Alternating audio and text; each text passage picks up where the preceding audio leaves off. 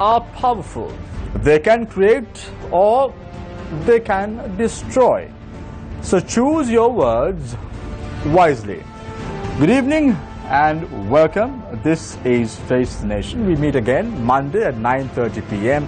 live here on TV1. It seems that certain government ministers, those in high ranks, are now in the habit of putting not one but both feet firmly in their mouth. Now, we saw recent statements being made by many individuals. One of the ministers was State Minister of Finance, Iran Wickramaratne.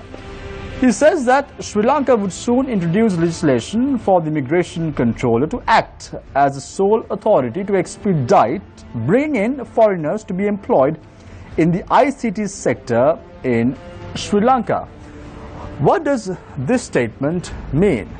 Giving discretion to a government body, and if a government body acts based on their whim and fancy, what is going to happen in the future? What would be the fate of Sri Lankan IT graduates? Tonight, our discussion focuses on these and many more areas, including trade. What is the status of the Economic, Technology and Cooperation Agreement, which is due in 2 months, according to the statement made by Prime Minister Ranil Wickremesinghe. We also invited State Minister of Finance, Iran Wickramaratne, to attend tonight's show. However, our attempts to contact the minister proved futile. So let me introduce our guest this evening. Joining us for the first time on the show is Lasantha Wickremesinghe, Secretary Association of Information Technology Professionals. Nice to have you on board, Lasantha. Also joining us this evening is Professor Rohan Samarjiva, Founding Chair of Learn Asia. Nice to have you on board, Professor, as always. Also joining us this evening is Eranda Ginige, Founder Chairman of Social Enterprise Sri Lanka. Thank you very much, Eranda, for joining us this evening on the show as well. So let's start off tonight's show with Eranda. You have 3 minutes, Eranda. My question to you is very simple. You heard the recent statement that was made by State Minister of Finance, Iran Wickramaratne. What do you gather from the statement that he made? Well, those are his words. If I sort of take an introduction to the whole thing and try to sort of explain my point of view on this, I thought it would be best to start with Professor. But my stance on the whole thing is that I'm not against free trade, right? There's an old joke when it comes to free trade. It's not free and it's not trade. If it is free, then the playing field needs to be level. We know that that's not the case. And if it is trade, then it doesn't have to be very political. But in the words of late great Dr. Saman Kalagama, this is very much a political discussion. However, and I'm also not against free movement of labor, right? Because, come on, we are living in a globalized world, and we all believe in global village. That's where we all want to be. I'm a product of global education. I studied in India myself, so I know very much about India, about the culture, about the education system. I worked in India for the British Council in Delhi, the heart of India. So I know a lot about India, and I also worked elsewhere as well around the world. So I'm very much for free movement of labor. Having said that, what my priority and my heart is with the Sri Lankan people, right? I want the best for my country. I want the best for my people. So instead of what's happening right now is that there are 2 camps. One camp says free trade is brilliant. ETCA is the answer to all our problems. Our economy is going to get bigger. We're going to have a boom. It's all great. And then the other camp says it's all doom and gloom. This is disastrous for the country. And then these camps are going at each other. And as a result of that, people like me, and I think I represent the majority of the educator people who want to get involved and who has an opinion on this. So they lose out on this whole thing. and we lose out on the opportunity of having a more nuanced, intelligent conversation. So I'm really, really happy that you guys sort of invited this panel, and which could probably be an apolitical discussion if we try to make it so. So I can sort of explain in the next rounds how I think that this conversation and this agreement. Just enlighten me on the statement that was made by State Minister of Finance Aran Wickramaratne. Yeah. What do you really gather from this statement? Well, now, you say that you are an individual who studied in India, you came back to Sri Lanka, but then you say that your heart is with Sri Lanka. I really don't understand. What do you mean by that? Well, what I mean is that while I want everybody to be successful, while I want all the countries and nations to be successful, I also want Sri Lanka to be successful in So you mean to say that opening the floodgates, or the so-called floodgates, won't make Sri-Lankans successful? Well, I mean, if we don't do it correctly, if we don't do it intelligently, there could be a problem, because we have ample examples, elsewhere. I'll give you 30 seconds. You can bring out an example, if you wish. Well, I mean, if we take Mexico and the U.S. with NAFTA, for example, what we saw is after 20 years of that agreement, we've seen, and I think Professor would disagree with that, as much as there is success in that. Professor didn't still start talking. Disagree. Yes, but we've had tussles and we have had debates on this elsewhere. Okay. What we've seen is that the Mexican people have left their agriculture industry and have gone looking for greener pastures. And as a result of that, millions of Mexicans are now are in hunger, right? So it could lead, if you don't do this right, it could lead to problems. But what I'm trying to say is that I'm not against free labor. It's just that we need to have a nuanced discussion, an intelligent discussion on how exactly we're going to do this. Let me finish this session by saying that, and I also think that the right thing that we should have done, the government should have done from the beginning, is that be a little bit more transparent. Now, I understand that global, bilateral, multilateral agreements, the norm is that you don't have to disclose anything. That's the practice. But if we actually had this discourse open and transparently, then this resistance, because of uncertainty, would not happen. Thank you very much. Aran Giengaringe, founder chairman of Social Enterprise Lanka. I now move my attention to Professor Rohan Samarjeva, founding chair of Learn Asia. Professor, the statement that was made by State Minister of Finance Aran Wickramaratne raised the eyebrows of many IT professional bodies in Sri Lanka. One of them was the Association of Information Technology Professionals, who was very quick to issue a statement right after the minister made the statement. What are your thoughts on this particular statement that was made? Well, I happened to be in the room when he made the statement, so I know exactly what he said. It had nothing to do with trade. Absolutely nothing to do with trade. He was only talking about the fact that when one applies for a work permit in any space, I mean, you can be in agriculture, you can be in tourism, you can be in any subject, you have to apply to the control of immigration. And I have gone through this process myself, because I run a regional organization which is financed entirely by money from outside. So they say, well, everything in Sri Lanka has got a ministry.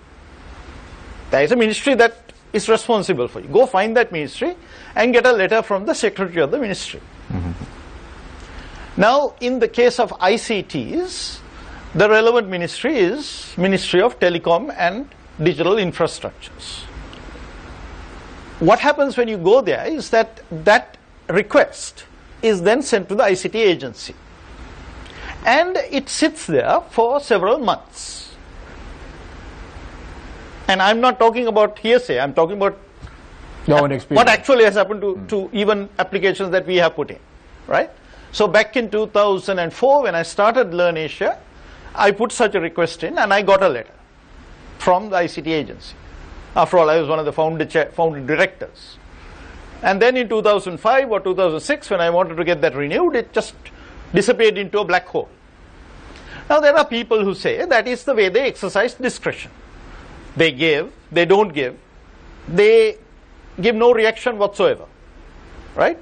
So by the time all these transactions are over and people make phone calls and people follow up and put pressure and so on and so forth, conventional government stuff, when you give the government people discretion, they use it and they abuse it, right?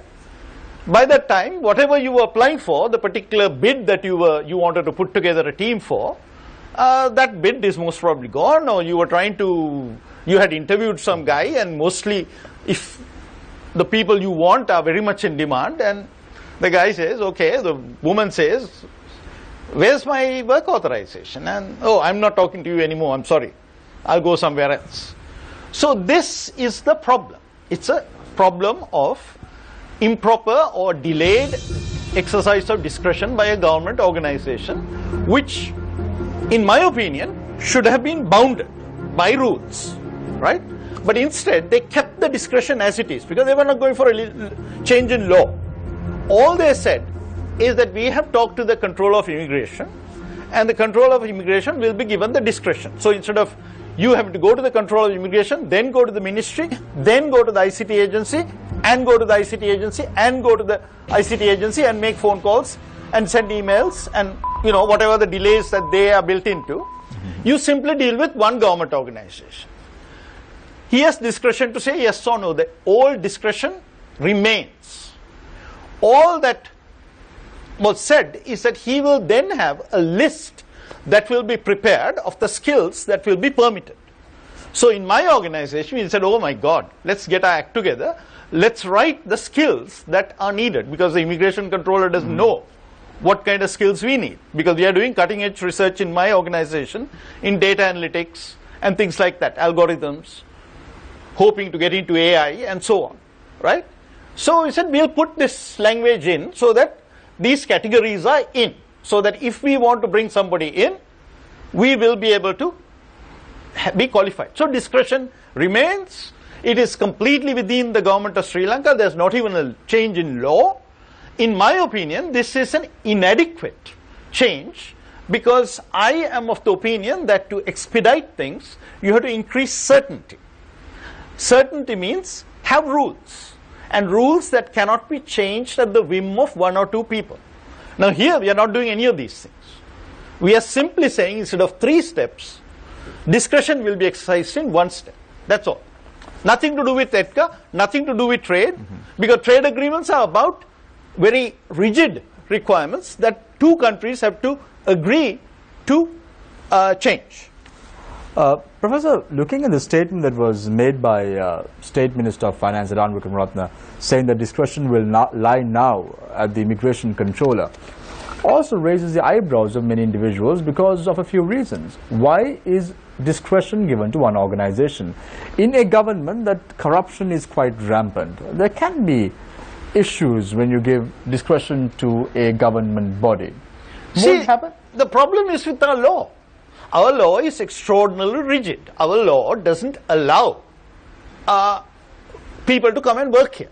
That's basically what our immigration law is. Nobody's changing that. According to that law, the discretion is with the control of immigration.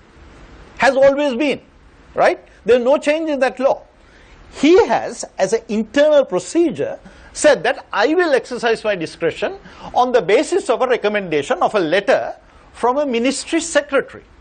And you know, secretaries are very busy people. But he wants a letter from a ministry secretary, not from a lower level person, but from a secretary. Now in the ICT agency, it is not the secretary who makes a decision, it's the ICT agency that makes a decision. So I don't think there's anything, discretion has always been there. Instead of the discretion being in the ICT agency, actually that kind of discretion can be at all levels, right? So I think it's better to have discretion exercised in 1 place than in 3 places. Thank you very much, Professor Rohan Samarjee, founding chair of Learn Asia. I now bring attention to Lasantha Wickramasinghe, Secretary Association of Information Technology Professionals. Lasantha, somewhat of a very strong statement made by Minister Eran Wickramaratne. It seems that this government usually tests the waters. They say something, they see what the thinking is of the professionals, and then they withdraw the statement, and sometimes, most often than not, says, no, I did not mean it in that context. I was just trying to deliver a statement. You hear these statements right throughout. We hear this even from the Prime Minister himself. What do you gather from the statement that was made by State Minister of Finance, Elan Wickramaratne, on this particular subject? You are also attached to the information technology professionals. What do you gather? Yes, actually we were quick to respond. As you said, we put a press release on this and we condemn the statement, and we consider this as a malpractice, because we all heard the story of Mahadana Mutta when the god got a pot on his head. So as the professor mentioned, in that case also, the Mahadana Mutta was pressurized by the villagers to solve the issue quickly. So he gave a solution. What did he do? He cut the head of the goat and then tried to get the pot out. So this is this kind of a solution. I mean, if we have learned those stories in our childhood, so those stories were taught to us not to have only fun. So we have to learn when we are grown up, when we see something like this, when we are facing a situation like this, those stories, we must use those stories. That's why we were taught those, not to get a fun out of what the Mahadana Mutta did.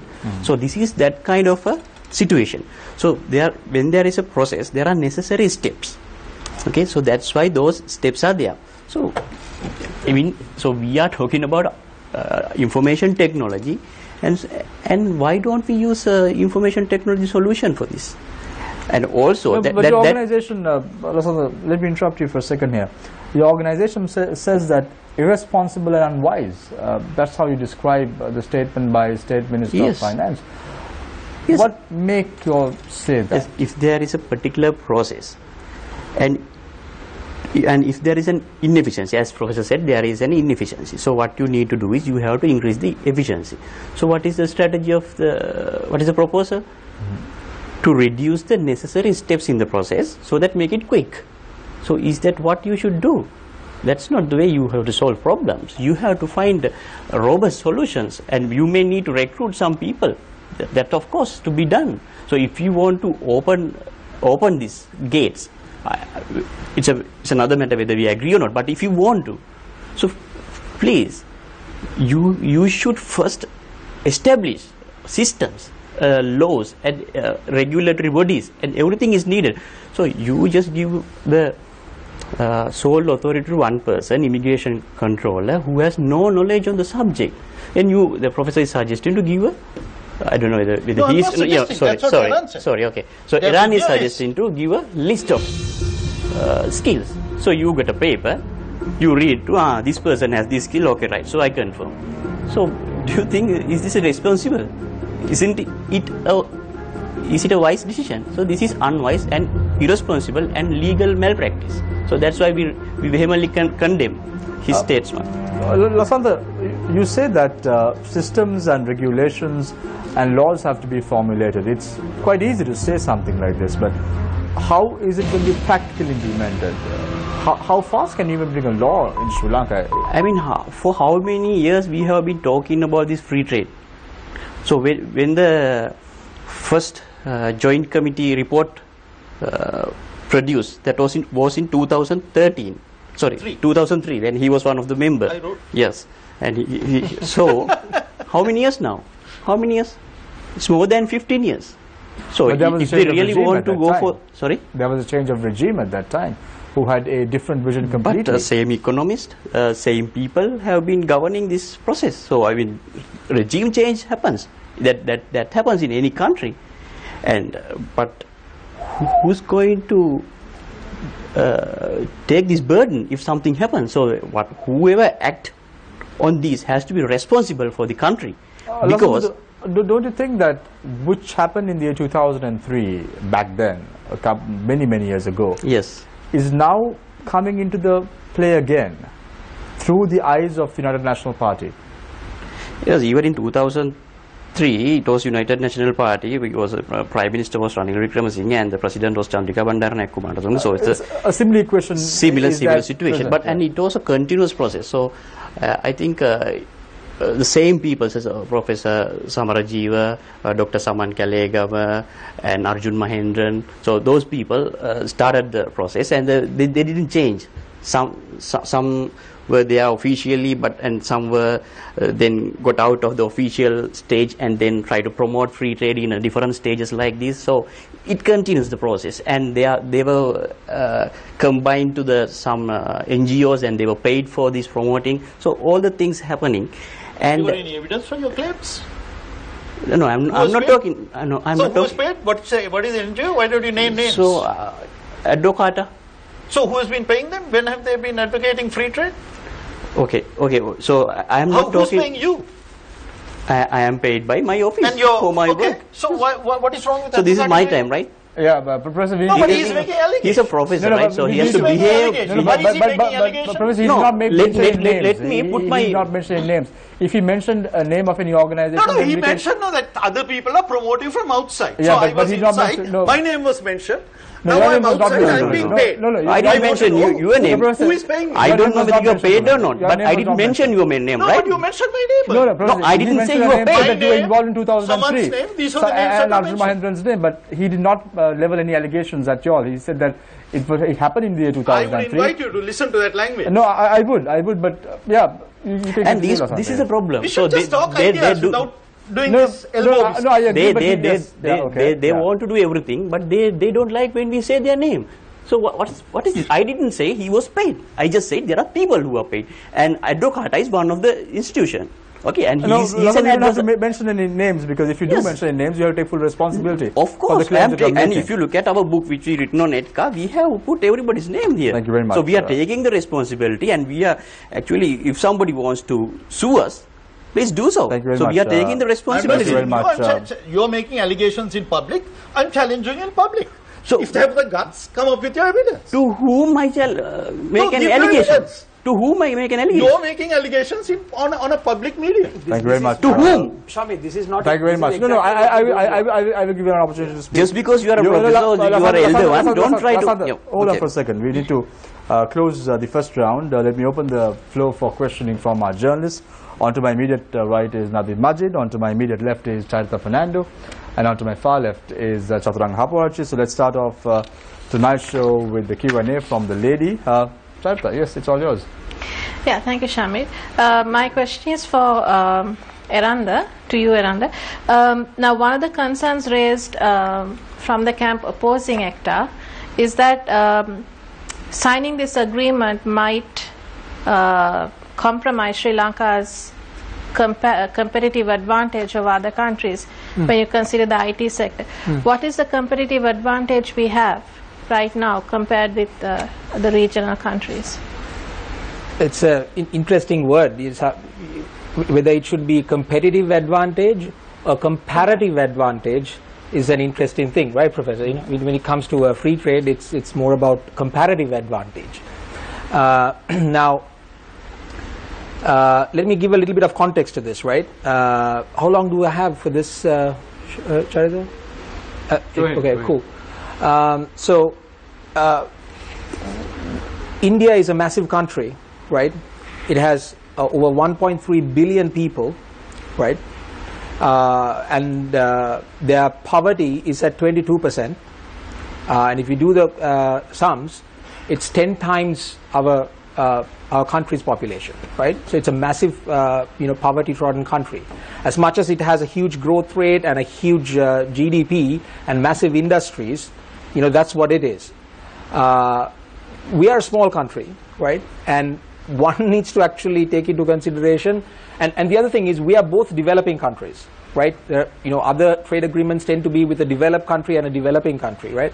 We are both developing countries, so we need to take Professor, we could have this sort of discourse, which one of us is actually more developing, right? So it's an interesting question to ask, right? So in that context, if you look at Sri Lanka, we are an aging country, right? India, almost 50%, half of their population is less than 20 years of age, right? So it's a young country. We're an aging country, and let's not kid ourselves. We do have a labor problem, right? Not just in terms of skills, but also in terms of numbers, right? And we are going to have a big problem in the future. So these are realities, and I would like to sort of take this conversation out of this whole sort of, camps going at each other to a more intelligent discussion, based on evidence and futuristic scenario building. So yes, we do have these problems. Now, having said that, I would like to know from, both these camps, whether there has been any comprehensive research done to find out what is the skills gap in the ICT sector. Right, so that's important, right? If we are actually saying, if somebody is saying that there is a skills gap, right, in the country, what is it? So I want to interrupt you for a second. Let's move to Lasanda. Lasanda, is there a skills gap? In the ICT sector, you mean? Yeah, in the ICT sector. No, there is no skill gap. I mean, okay, so there is no skills gap. Is that what you're trying to say? Okay, yeah. so I'm going back to Eranda now. Eranda, he says no skills gap. I mean, see, I would like to believe that. Right. So do you say that there is skills gap? No, well, no. See, because you posed a question to we need to have Lasanta and Professor Samarjeeva. See, I don't make just statements, right? I would like to make a statement if it is backed by some evidence, right? So we need to first figure out, and I think it's wrong to say that any country doesn't have a skills gap. Or a lot of countries, almost every country in the world has some kind of a skills gap, right? Australia has skills gap. That's why they have skill migration. That's why Sri Lankans go to Australia with our skills, right? So a lot of countries have skills gap, and I'm sure we too have. So let's say hypothetically Sri Lanka has a skills gap. Then what? Well, then what we need to do is we need to have an intelligent conversation without getting personal to see what is the best way to fill that skills gap. Now, one party might say, right, let's bring people from elsewhere. Right? Let's import them from India, let's import them from USA, let's import them from Vietnam, wherever, right? We'll get people inside and we'll fill the skills gap. Well, that's one approach, right? It will have its pros and cons. It will have its repercussions in the future. Like what we've seen in the Middle East, for example. I worked in the Middle East, so I know what has happened after the Indian wave there. But the other way, the right way to do this is for us to have an intelligent conversation, an intelligent discussion to find out what are the skills gaps, why are these skills gaps existing in the country, and then how are we going to solve this locally. While getting people from outside to fill certain gaps, that's okay. That's a plaster solution. That's not a long-term solution. I want to interrupt you for a second there. I want to move to Professor Rohan Samarjeeva. Professor, right now, is there a skills gap? Yep. As far as IT sector is concerned, and it cannot be addressed by conducting studies. So I disagree with the idea that you have to conduct studies to estimate what the skills gap is and what precise areas. I'm going to read you from the 2006 Singapore budget speech, where they said they are going to position their country to be a knowledge hub. They're saying Singapore must be a place where global talent with diverse backgrounds and cultures want to live, work and play. George Lucas set up Lucasfilm's first and only studio outside the US in Singapore, partly because of our cosmopolitan appeal. When the studio opened in October last year, its first batch of 35 animators came from 19 nations, including Panama and Ecuador. We will continue to develop new attractions, etc., to make ours interesting, lively and fun city in the garden. Besides attracting talent, we are also investing in our own people. So to become a knowledge hub, they say, and a center for enterprise, we must continue to attract global talent. Management guru Peter Drucker has called knowledge workers the single biggest factor for competitive advantage in the next 25 years. So the way this works is, things move very rapidly, and particularly for IT companies, including my own organization, we respond to things that we didn't even know we would be doing 2 years ago. So if you're going to do with this static sort of ghost plan, central planning kind of approach, where somebody in government or some committee decides how many people are needed in a particular area, that may be appropriate for some slow-moving sector. But in all kinds of areas, that is not appropriate. So what you need is you have to put together a team of, say, 5, 15 people to bid. And when you bid for these things, whether you get it or not is depending on a number of factors, including the quality of your team. If you don't have a particular expertise in your team, You But will a get transparent disqualified. discussion needs to take place, isn't it, Professor Samantriva? Isn't that important? And this is what was missing in the equation. No, that is when it came exactly what to I'm the saying. previous I'm regime saying as well. Iran's proposal has nothing to do with trade. It keeps discretion where it is. It's simply an internal domestic proposal to simplify an internal rule within the Department of Immigration and Immigration. This has nothing to do with trade. Now, on the other hand, I think he doesn't go far enough. I think what we should have are clear rules, like Singapore has. Now, Singapore is a very small country, right? Much smaller than Sri Lanka. And Singapore has got a legal agreement, a binding trade agreement called the Comprehensive Economic Partnership Agreement, Cooperation Agreement, ETCA, with India.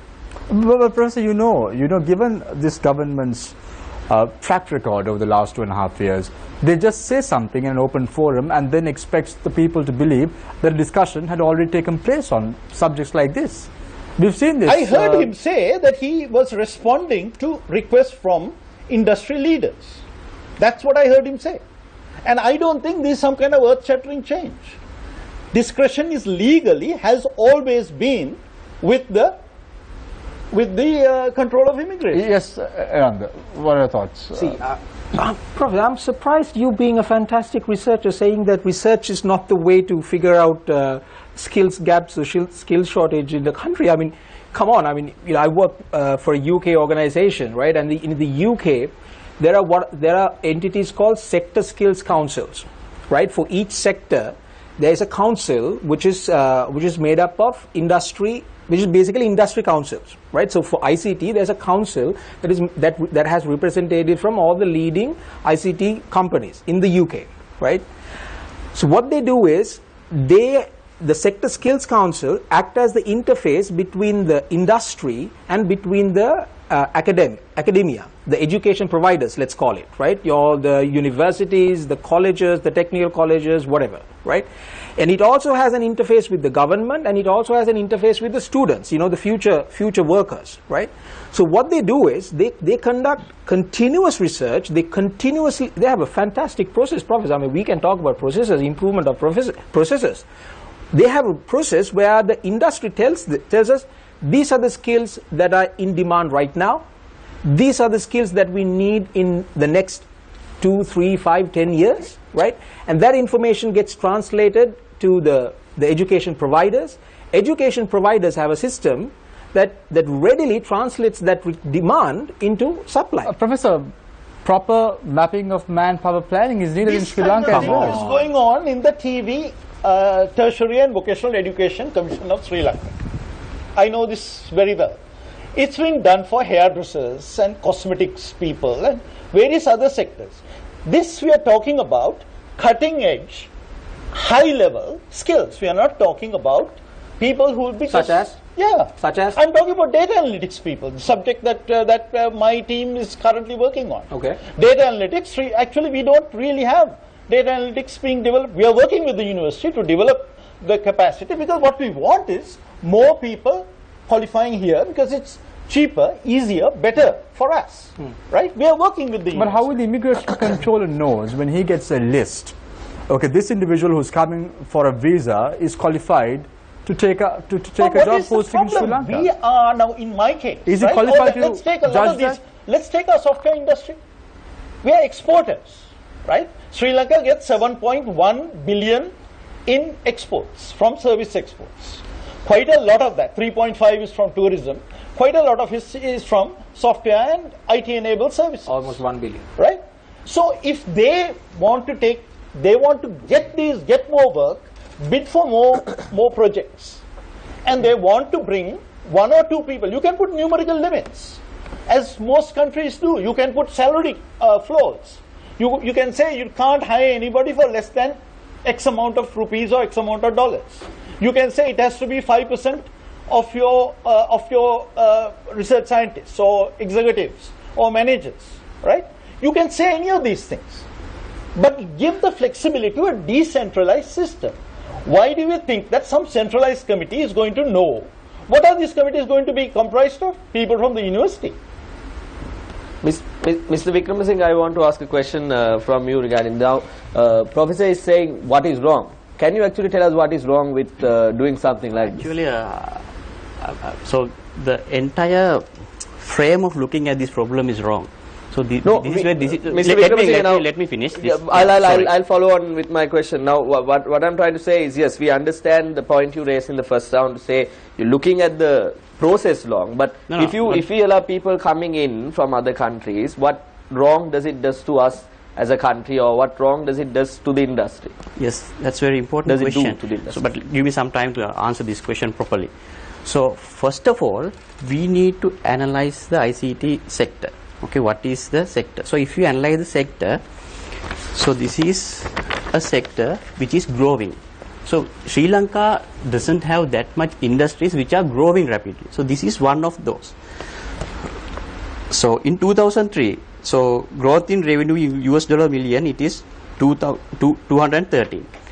And in 2014, it is 850 million US dollars. And 2007, 33,000 were employed in ICT sector, and in 2014, 82,000 were employed. So you can see the growth. So the industry is growing. So it is very important to identify why the industry is growing. So because this is one of the areas where we are having a success. So why the industry is growing? Industry is growing because people are investing in the industry. So local entrepreneurs and also foreign direct investment. So this is very important. So then we need to identify why they are investing in Sri Lanka in the ICT industry. So it's not Indian entrepreneurs, basically the developed countries like England, the US, Scandinavian countries, so investing in Sri Lanka. So why they are investing in Sri Lanka? So we have to listen to them. Why are you investing in Sri Lanka? Are you mad? Investing in Sri Lanka without going to India, where you have a lot of professionals available, lot of unemployed professionals available, cost of labor is cheaper, and why don't you go to India and come to Sri Lanka? Many are going to India, but some are coming here. That is because we have a niche benefit. So if we do not identify this niche benefit, and if we try to introduce things without understanding that properly, we will destroy this industry. So this industry, niche benefit is based on people. So what do they say? The availability of top-tier talent and low cost of operations in Sri Lanka made it logical choice for our company. Sri Lanka offers us a great base to expand into Asia. Alistair Sobey, CEO, President, IFS. So he pointed out availability of top-tier talent and low cost operations. That's why they are coming here. So they are coming not only because low cost operation, which is also available in India, and they are coming here because of this combination. And you might say India, they have experts, that's true, but their variation is very high. They have highly skilled people, and they have people who can't do any coding. So they have just bogus certificates. So there are different companies to verify those companies, those certificates in India. And Sri Lanka, the variety of skill level is, I mean, it's less. So we are, in general, a talented pool. So that's why they are investing here, right? So, and low cost operation. So why this, the combination of low cost operation and talent pool has been maintained?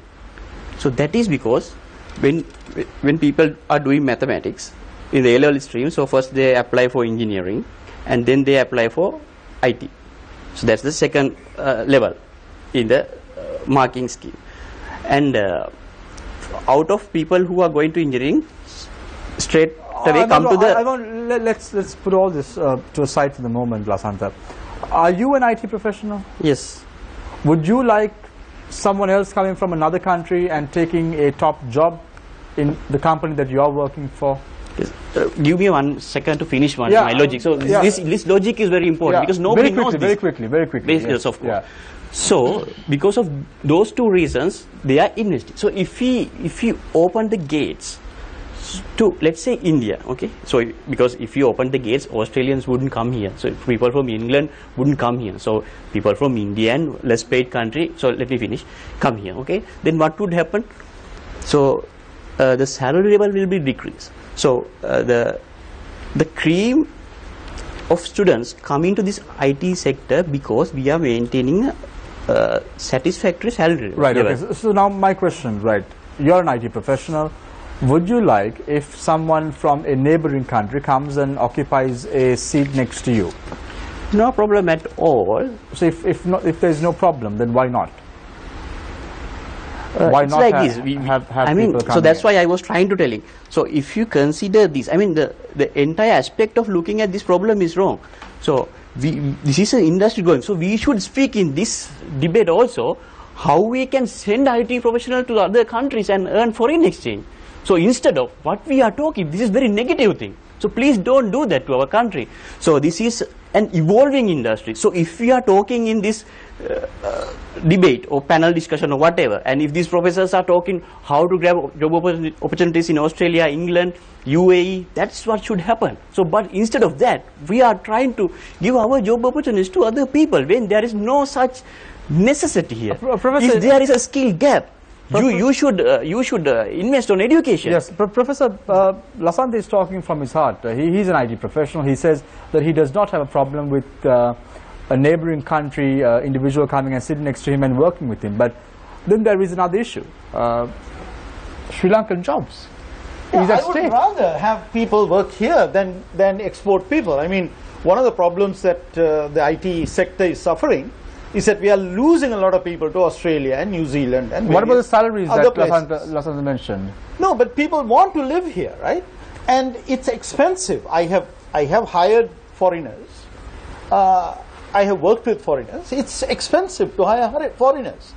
All this, the proposal that Iran Vikramaratne talked about is not about individuals individually applying for work permits. It's about companies that today go through multiple hoops applying. That is, I as an employer must ask for a work permit for a person I want to fill a particular gap that I need to fill in a particular team. It's unlikely, I mean, I think I'd be crazy to find low-level Indian people to fill these gaps. These are generally, and again, I will go back to my Singapore and so on agreements, those are for people with degrees and X number of years of experience. No, Lasante says these that, are for specialists. Lasante says So that companies have to apply, not people. So the bottom line here is that a Sri Lankan company located here will have to go and say, in order to fill a particular gap, a particular hole in my team, so that I can bid for a particular project or enter into a joint venture, can I hire this person? But now it doesn't happen that way. Based on No, Iran now Vikramaratne's statement, we do this. he I opens up send the my CVs and say, I need this person. Yeah, but now with this system coming into play, an Same IT thing. professional overseas can just come to the immigration control and says, okay, this is my skills. Sorry, set of- a company. Work permits can only be applied for by an employer in this country. That has not changed. Instead of a company having to go through 3 steps, a company has to go through 1 step. But Professor, the problem still persists. The What problem that the Professor, Free trade agreement. Same thing. Identical. So do you, And free trade agreements, you can calibrate it any way you want. I have said this over and over again. Professor, even if it's a company or an individual applying for the work permit, let's say it is a company, the company applies, but the problem still persists. How can the Controller General, who has to decide whether that person has that particular skill set and that is what the country needs? How can he decide is our question. Why is he have to deciding what the country needs? The requirement. He is an employer who is risking his money, who is bringing in foreign exchange. And in the letters that I have written, I have said, I have created jobs here, bringing money from outside. I have to bid for new contracts. I have to get new work. In order to do these things, I need these kinds of people, right? It doesn't make any sense for me to staff my organization with foreigners because they are more expensive than Sri Lanka. Because I got to make sure they have a transportation, they can't go in a bus, they have to live in certain parts of Colombo and so on and so forth, right? Other people, they live with their parents sometimes, right? So it doesn't make any sense for me to go through all these hoops. There are still hoops. Like in every other country, I applied for a green card in the United States. I didn't apply for it. My employer applied for it. That's how it's done. Immigration laws are not nullified by trade agreements. No, Professor, the question still, the question that we are trying to raise is, yes, the company goes to the immigration and the skill set is provided by the company. Yes, the person coming in from outside based on what detail does the Controller General decide whether he can come and work in the country? So I would say, let's give, like the kind of language that is found in the trade agreements, let's give minimum requirements, right? Which is they must have X number of years of experience, they must have certain qualifications, right? And they must fit into this list that they are going to develop. So you do agree with Eranda's and Lasanta's thoughts, because they too are saying that you have to have a proper system in place. Yeah, but numerical estimations by committees will not work in the kind of dynamic environment we are working. But Professor, just making statements alone won't give any transparency to a particular statement in question. That's what I said. You interrupted me when I was reading out from the Singapore agreement, right? India is a very large country which has got a trade agreement with Singapore. In that trade agreement, they specify all the conditions. There's a chapter 9, movement of natural persons. In that, they define all the words, they define all the terms. They say who a short-term visitor is, they say who a business visitor is, they say who a intra-corporate transfer is, how many years of experience you must have. All these things are specified. Then there is a schedule for each sector, for IT, for filmmaking, for catering services, for each sector that has been opened up, they have special provisions. The IT sector between these two countries, despite the enormous difference in living standards, despite the enormous differences in population, it's basically wide open. Professor, this all sounds very good, all sounds like a plan, but is this the plan in the mindset of the government as well? I'm kind of surprised that we are discussing trade agreements when we are talking about the simplification of a dysfunctional domestic rule. But if we want to talk about trade, we can talk about trade. Lasanta. This is the simplification of a domestic rule. Lasanta, like Professor mentioned, if it's an individual company that applies for a work permit, do you still believe people coming through that mechanism will eventually lead for salary scales to come down in Sri Lanka? Or do you still feel that there could be a possibility? Actually, so we have to understand what's going on here. So because there was a discussion on ETCA, right? So even though the professor said that this is nothing to do with trade, that's utter lie. It's not like that. So there is a relationship. So what if you take ETCA, so we have mode 4, that is movement of natural person. So actually the government is in a kind of trouble to justify ETCA. Okay, so but I mean so we wrote a book and nobody is answering. We have mentioned who are the economic hitmen in this country, but nobody come out and speak. So that was a problem, and they can't justify this. So what they now doing is they try to, as professor says, simply modify a rule like this. So now, do you believe people from England and Australia come to Sri Lanka? Lasanta, what is the relationship? You said there is no relation. You said there is a relationship between this simplifying what Dr. Samarajiva said was, a dysfunctional rule, and mode 4 in ETCA. What's the relationship? Yes, mode 4 is movement of natural person, the same thing. So the only difference is, in legally, this is not only for India, this is for the entire world. So anybody from any country can be recruited from an employer here. That will happen when you give the sole authority to exchange controller. Okay, so but then can I also add this? For example, you consider some of the skills that Dr. Samarji is talking about, like big data, data analytics, AI, etc. Yeah. Those aren't jobs for which you would get, like you said, low-skill Indian workers with bogus certificates. You would be going for those highly qualified professionals from the more advanced parts of the world. And isn't that sort of knowledge sharing important to take Sri Lanka's ICT sector to the next level? Of course, knowledge sharing should happen. People from outside should come to Sri Lanka. We are not saying don't come here. This is our country. Don't come to this country. That's not our message. Our message is so you're saying that there needs to be a robust skilled migration system in place. So this is my time, I guess. That's not migration. Well, a skill list, a skilled professional, skilled professional list. I think Nadeem, the question is, Lasantha, do you fear something like what happened in the parliament recently with regard to the local government bill that was proposed by the government would come into play in the guise of Mode 4? Is that what your fear is, that the government may try to bring in this clause without having the trade aspect completely ignored or neglected? Is that your fear? No. What my logic was simple. So we were talking about ETCA agreement with India, and the professionals of this country were opposing that Mode 4, and the government in particular time said that we are not going to include Mode 4 for ETCA agreement. Yeah. But it is also that's clearly established now. No, it's a lie, because there are four subcategories. Out of 4 subcategories, only one subcategory has not been taken for the discussion right now, according to the lead negotiator of the ETCA team, Mr. KJ Veerasinghe. Okay, so can I mention his name? Okay, thank you. No, you don't have to. Lasantha, you don't have to ask permission from Professor Samarjiva to mention. Okay, no. So as long as you take responsibility for the statements that you're making, direct reference to Professor Rohan Samarjiva, then Professor Rohan Samarjiva will have the right. That's what happening, right? So he was shouting for that. Okay. That's why I asked him.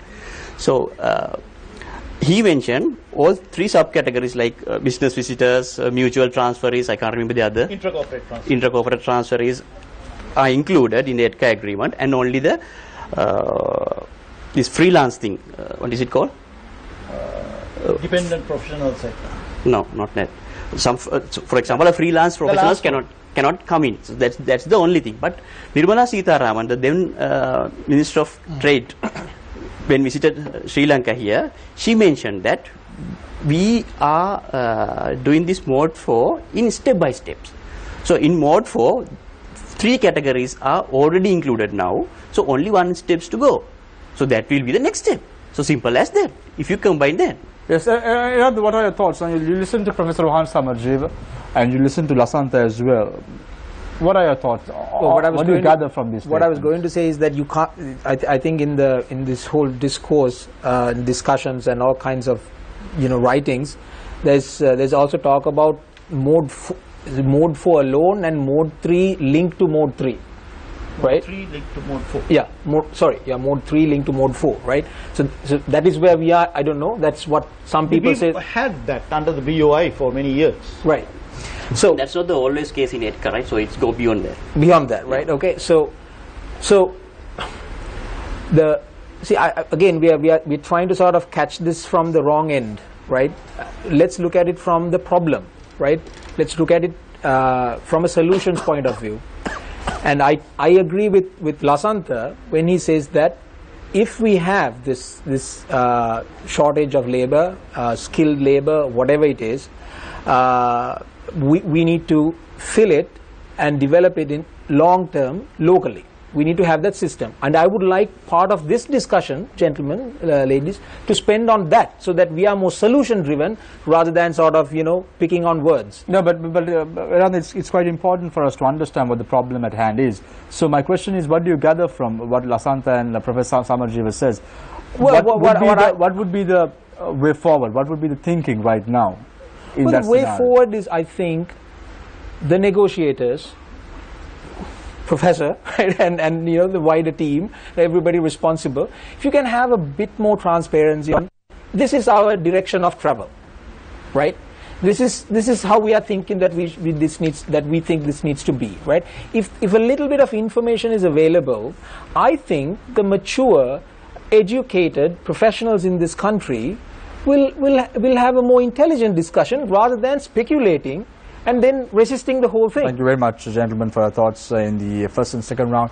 We need to go for a short commercial break. When we come back, we'll talk about trade agreements. We will be talking about the way forward for a country like Sri Lanka. All this and more after short commercial break. Stay connected. Stay with Face the Nation.